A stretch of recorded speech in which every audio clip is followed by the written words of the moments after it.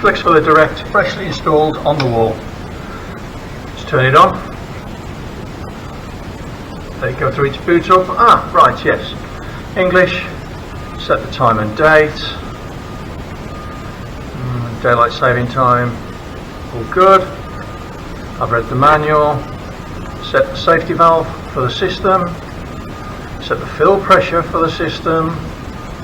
Set the expansion vessel size that's on the system. Quite a small system, this one.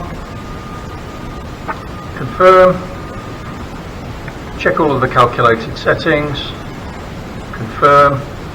System then goes through an initial startup check. It goes through a fill system if it needs to. If it doesn't need to, it just bleeds itself.